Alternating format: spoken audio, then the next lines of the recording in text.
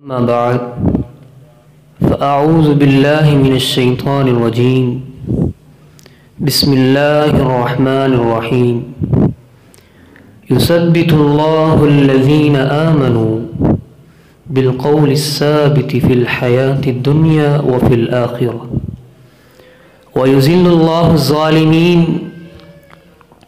ويفعل الله ما يشاء۔ ہماری زندگی کے اعمال کا جو دار و مدار ہے وہ ہمارے خاتمے پہ ہوتا ہے۔ ہماری زندگی کی مثال بالکل ایسے ہے جیسے ایک طالب علم ہوتا ہے۔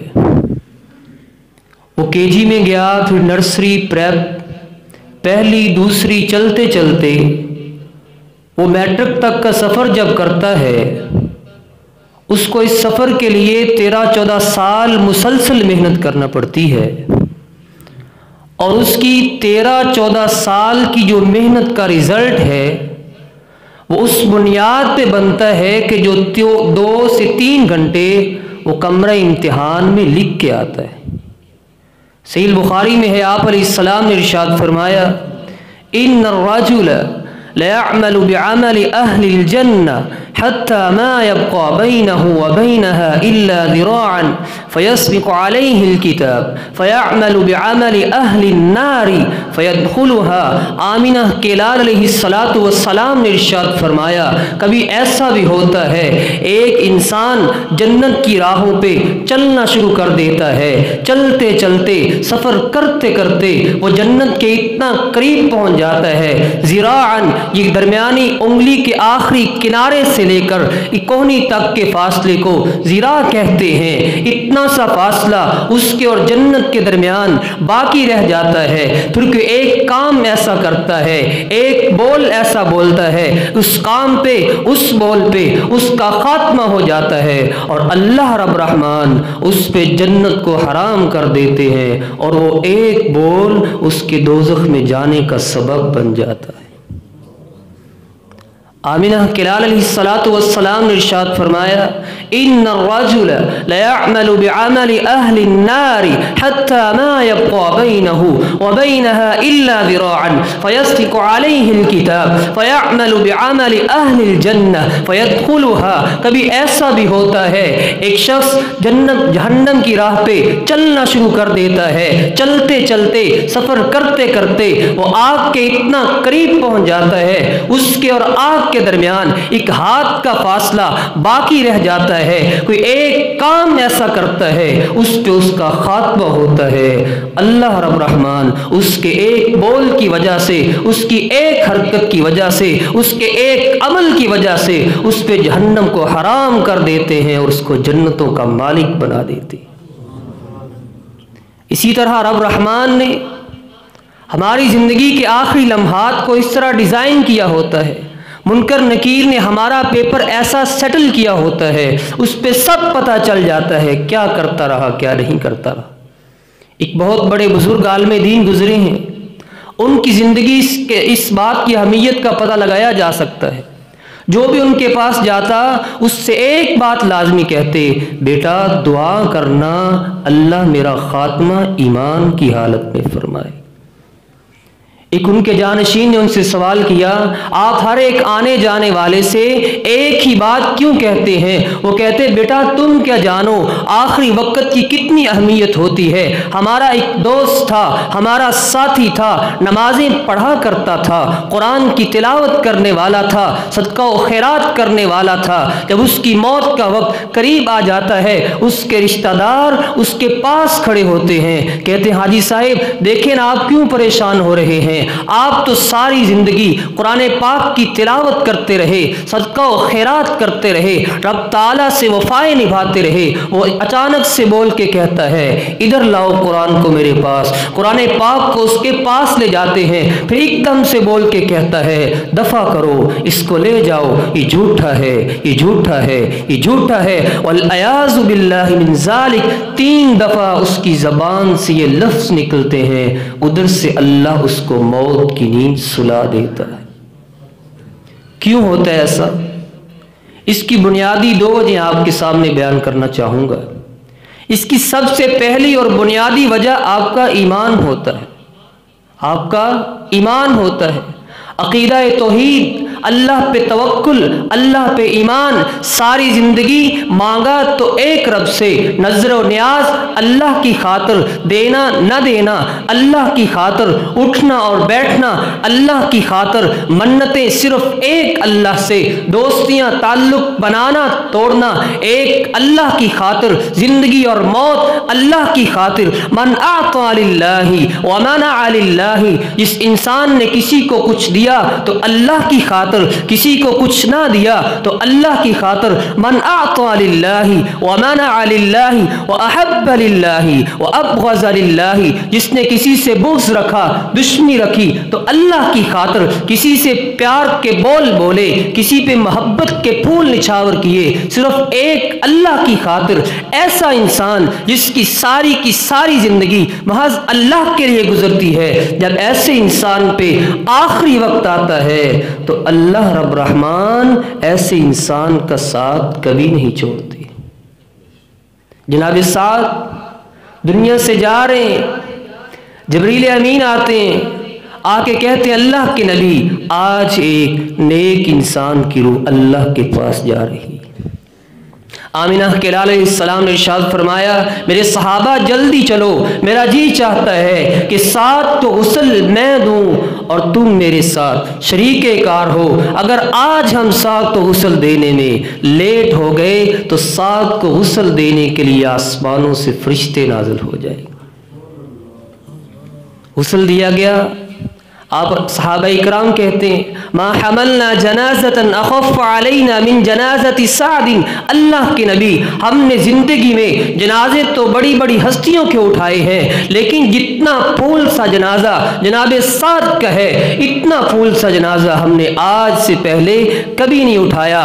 آمینہ کے لال نے فرمایا میرے صحابہ سعد کا جنازہ اتنا پھول سا کیوں نہ ہو، جس طرح سعد کے جنازے کو تم شوق سے اٹھا رہے ہو، اسی طرح سعد کے جنازے کو اللہ کے فرشتے بھی تمہارے ساتھ اٹھا کے لے جا رہے۔ جنازہ پڑھا، آپ علیہ السلام نے ارشاد فرمایا هذا الذي صلى عليه 70,000 ملك لم ينزلوا الى الارض قط، میرے صحابہ سعد کے جنازے کے ساتھ آسمانوں سے 70,000 فرشتہ ایسا نازل ہوا تھا جو آج سے پہلے زمین پہ آیا ہی نہیں تھا۔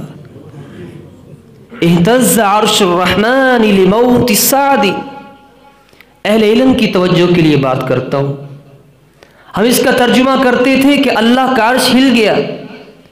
امام سالوی کی ایک کتاب ہے فقہ اللغہ، اس میں وہ لکھتے ہیں کہ خوشی کے مراتب ہوتے ہیں، فرح، سرور، ابتہاج، کبھی آپ خوش ہوتے ہیں، کبھی چہرے پہ رونق آ جاتی ہے، کبھی آپ مسکرانے لگتے ہیں، کبھی آپ اتنا خوش ہوتے ہیں خوشی کی وجہ سے یوں لوٹ پوٹ ہوتے ہیں، دوہرے ہوتے ہیں، حرکت میں آ جاتے ہیں۔ وہ کہتے ہیں اس کا مطلب یہ ہے کہ جناب سعد کے روح کی آسمانوں پہ آنے کی اتنی خوشی منائی گئی، اتنی خوشی منائی گئی، ان کی روح کے آنے کی خوشی میں اللہ کا عرش جھوم رہا تھا۔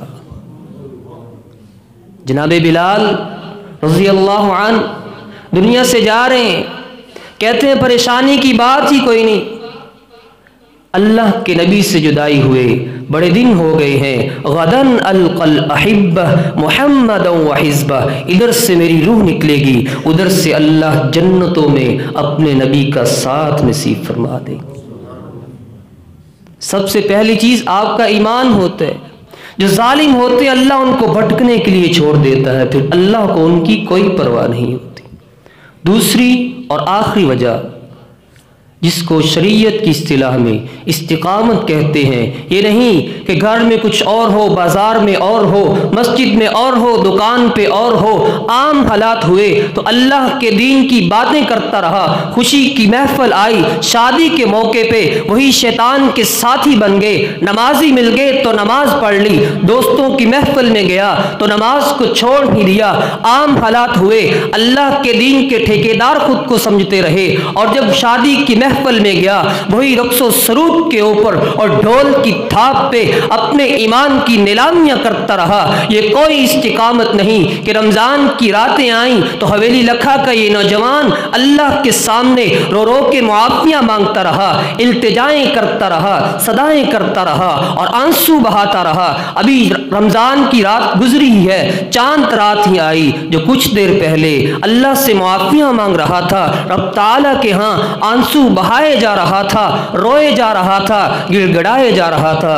ابھی چاند رات آئی ہے، پھر یہی نوجوان شیطان کی جھولی میں جا گرتا ہے۔ یہ کوئی استقامت نہیں۔ کیا خیال ہے؟ کوئی گارنٹی ہے آپ کے پاس کہ رمضان کی راتوں میں ہی موت آئے گی؟ عام حالات میں موت نہیں آ سکتی؟ کیا شادی کی محفل میں موت نہیں آ سکتی؟ اللہ کا قرآن کہتا ہے ان الذین قالوا ربنا اللہ، وہ لوگ جنہوں نے کہا ہمارا رب اللہ ہے، ثم استقاموا، پھر اس پہ ڈٹ گئے، خوشی آئی، غمی آئی، پریشانی آئی، خوشی کی حالت میں اس پہ ڈٹ گئے، تتنزل علیہم الملائکہ، جب ایسے انسانوں کو موت آتی ہے ان کی روح کے استقبال کے لیے اللہ آسمانوں سے فرشتوں کو کتار در کتار نازل کرتا ہے۔ کہتے کیا ہے؟ اللہ تخافوا ولا تحزنوا، ساری زندگی تو اللہ سے ڈرتا رہا، نمازیں پڑھتا رہا، حقوق اللہ کا خیال کرتا رہا، حقوق العباد کا خیال کرتا رہا، ولا تحزنوا، پیچھے کیا ہوگا اس کا غم نہیں کھانا، وابشروا بالجنہ التي كنتم توعدون، جس جنت کے لیے تو نمازیں پڑھتا رہا، کسی کے اوپر تم نے ظلم نہیں کیا، ظلم کی داستانیں رقم نہیں کی، اللہ سے ڈرتا رہا، مبارک ہو ہم آج تم کو اس جنت کی مبارکباد دیتے۔ نحن اولیاؤکم فی الحیات الدنیا وفی الآخرہ، تیری بیوی، تیرے بچے، تیری بہو، تیرے بیٹے، تیری بیٹیاں، تیرے خاندان والے، تیرے یار، تیرے بیلی، تیرے دوست، سب وفاؤں کا نام لینے والے، وفاؤں کے نام پہ مبنی سب رشتے آج جھوٹے پڑنے والے ہیں، لیکن تم نے پریشان نہیں ہونا، آج کے بعد اللہ کی جنت میں ہم تمہارے ہمیشہ ہمیشہ کے لیے دوست بن کے رہیں گے۔ ایک ایماندار آدمی کو پہلے یہ بشارتیں دی جاتی ہیں اور پھر اس کے بعد اس کی روح کو نکالا جاتا ہے۔ آئیے آج ہم رب تعالیٰ سے دعا کرتے ہیں، اس کے لیے دعا بھی کرتے رہنا چاہیے، یا مثبت القلوب ثبت قلبی علی دینک و طاعتک، اے دلوں کو قائم رکھنے والے میرے دل کو بھی اپنے دین پہ قائم رکھ۔ اللہ جب تک ہم کو زندہ رکھے، ایمان کی اور اسلام کی حالت میں زندہ رکھے، اور جب موت آئے رب تعالی ہم کو ایمان والی موت نصیب فرمائے۔ وآخر دعوانا الحمد للہ رب العالمین۔